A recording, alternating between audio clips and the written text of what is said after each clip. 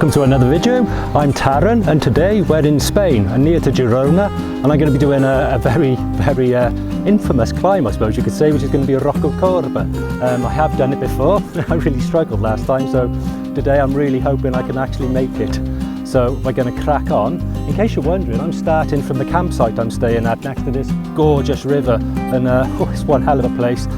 When I stayed here before in May, I've never seen so much wildlife in such a short period of time. I saw otters, purple herons, night herons. I think I saw green herons as well. There was carp, kingfishers. It was just loads. Even just last night I went for a walk along the river and I saw a small otter, like a juvenile, so that was really cool. It's just a lovely place. So I'm going to start from here and I'm going to cycle towards Banyoles. I hope I pronounced that correctly. It sounded Spanish. And then I'm going to be starting up the climb of Rococorba from there. So let's get going. Quite exciting.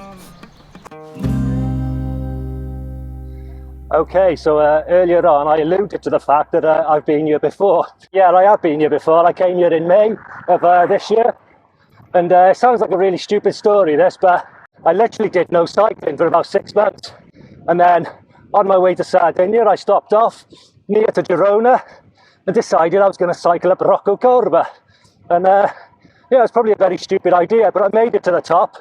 I did have to stop, God, at least 8 times at least. I was absolutely knackered. So today's challenge, should I choose to accept it, is to try and cycle all the way to the top of Rococorba without stopping. And I'm going to take you guys along for the journey. Hope you enjoy the movie.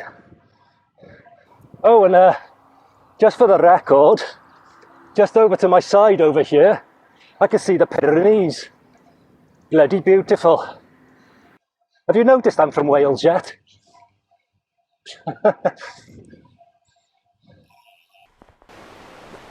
So let's talk about this climb then.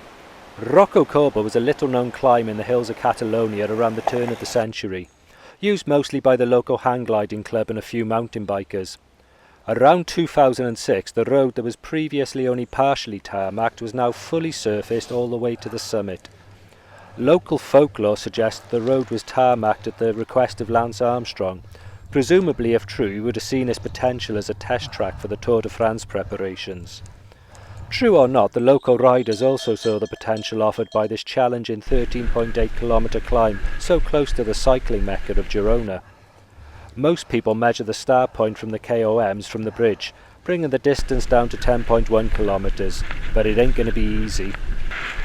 If, like me, you'd be happy just to make it to the summit, then time won't matter too much. But if you're a KOM chaser, then you'll need to do a sub 30-minute run to impress your friends, with the fastest riders, and by that I mean professionals, coming in at 26 minutes.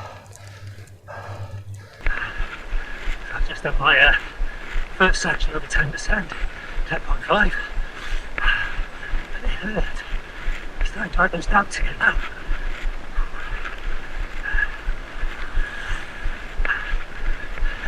I'm already using my granny gear.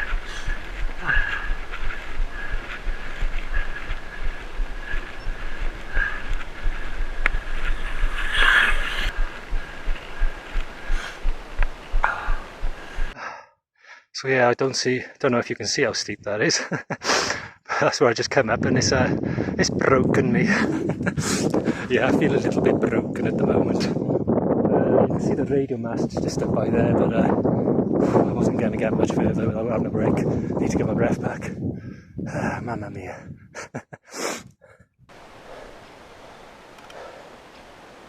So, well, I've only stopped once, which is good. I know that I've recognised lots of places on the way up here.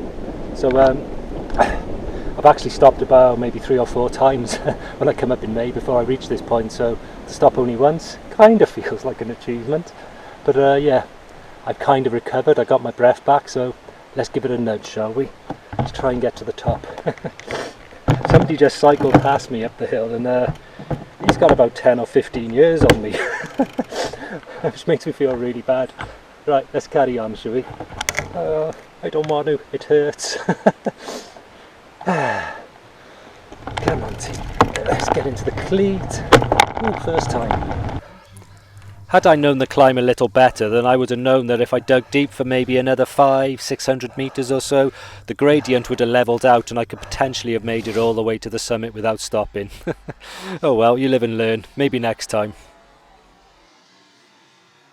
So I just passed the sign that said I got 3.8k to go to the finish, and we're currently on about 8.5% gradient, which isn't too bad. I can take that. It's when it goes over 10 it starts to hurt. So I'm trying to step lightly on the pedals to try and save my energy a little bit, because I have this theory, it's true actually, if you go faster in a gear you start to spin out.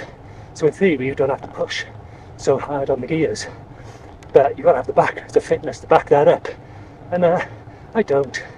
So I'm just treading lightly on the pedals. I'm pretty fit, but this one's a challenge. Don't want to speak too soon, but the gradient's not too bad by here. Reasonably gentle. I'm just counting down the moments till I see the next marker that tells me how far I got to go. Also the dreaded average gradient.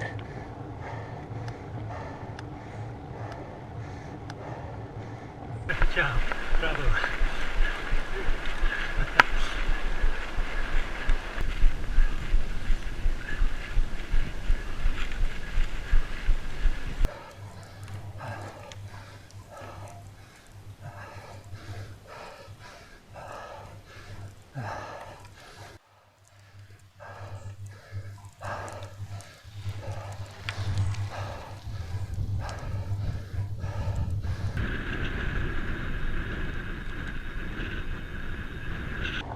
Just been passed again, but I'm not going to go chasing after him. I'm going to save my energy.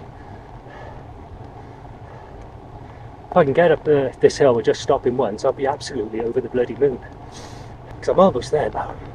We're almost on the top. I really felt the breeze as I come round the last corner. Not exactly sure how far it is, but I kind of recognise this part.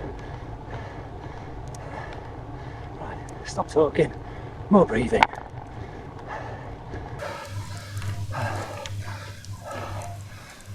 So as I near the summit, and despite the gradient becoming more steep, I start to feel a hidden reserve of power in my legs, brought on by the impending finish. Not to mention not wanting to look like a fanny in front of the other cyclists. All those niggling doubts I had leave me, as I know now I'll make it, and that can only make me feel more alive. It's what I ride for, these moments of satisfaction and clarity, accompanied by a fantastic view. Living my best life. So as I reach the summit, and even though it's not strictly necessary, I carry on past the other cyclists so that I can touch the gate, a ritual that I'm sure I'm not alone in.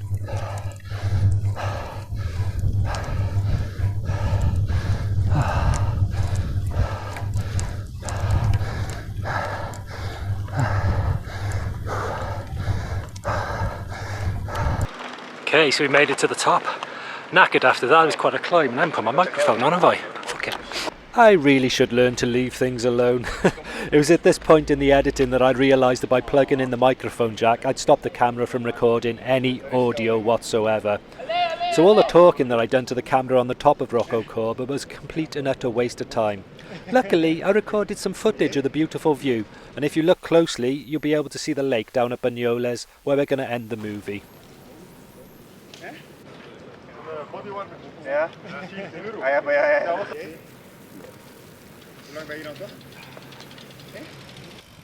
So then, all that's left to say is if you like this sort of content, then please like and subscribe. It really helps me out, guys.